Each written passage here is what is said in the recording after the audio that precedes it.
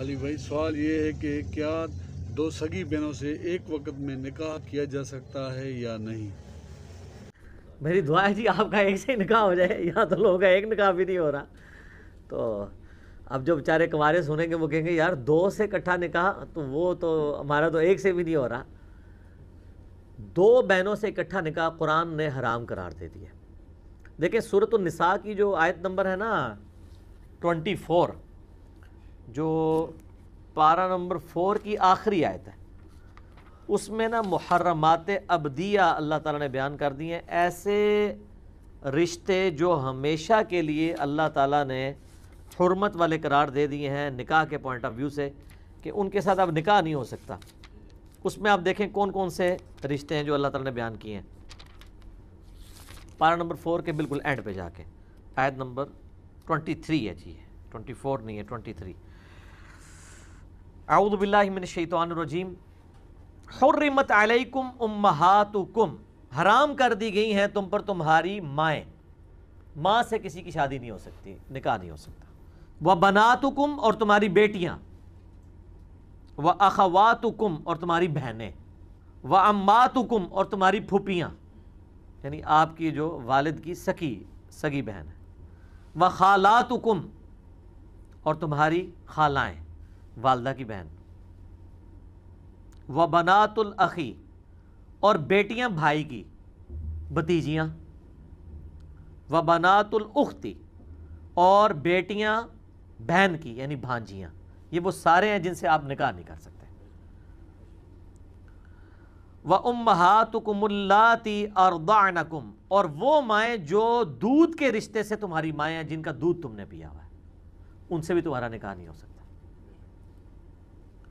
وَأَخَوَاتُكُمْ مِنَ الرَّضَاعَةِ، اور جو رضاعت کے رشتے میں تمہارے بہن بھائی بن چکے ہیں نا، یعنی جس عورت کا تم نے دودھ پیا ہے نا، اس کی جتنی بھی اولاد ہے نا، اس سے تمہارا اب نکاح نہیں ہو سکتا۔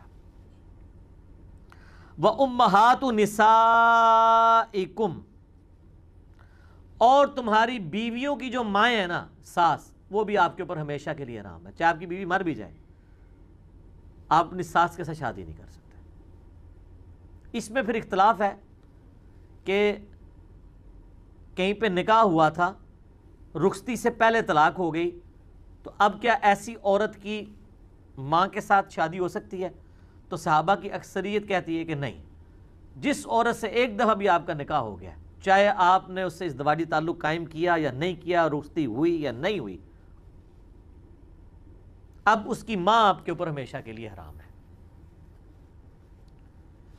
چونکہ قرآن میں یہ الفاظ جو تھے نا، اس سے بعض لوگوں نے اجتہاد کیا، وہ آگے الفاظ آ رہے ہیں، وَرَبَائِبُكُمُ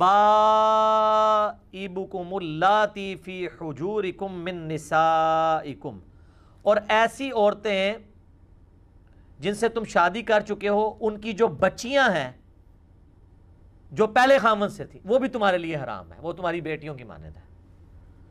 اللَّاتِي دَخَلْتُم بِهِنَّ، بشرطے کہ تم نے ان کے ساتھ ازدواجی تعلق قائم کر لیا ہو۔ تو یہ جو ہے نا کہ ایسی عورت جس سے آپ انٹر کورس کر لیں، اب بس اس کے بعد اس کی جو اولاد ہے نا، چاہے وہ آپ کی شادی سے پہلے کسی اور خامن سے تھی، یا آپ نے اس کو چھوڑ دیا اور وہ کہیں اور شادی کرتی ہے اور اس سے کوئی اولاد ہوتی ہے، وہ ہمیشہ کے لیے آپ پہ حرام ہوگی۔ تو یہ دخل تم بہن کا تعلق اس کے ساتھ ہے، لیکن بعض لوگ کہتے ہیں اگر ہم اسے پیچھے لے جائیں نا، ساس کے کیس میں، کہ ایسی عورتیں جن سے تم انٹر کورس کر چکے ہو، ان کی مائیں تم پر حرام ہے، لیکن یہ اس کے ساتھ بیٹھتا نہیں ہے، وہ بالکل الگ چیز ہے۔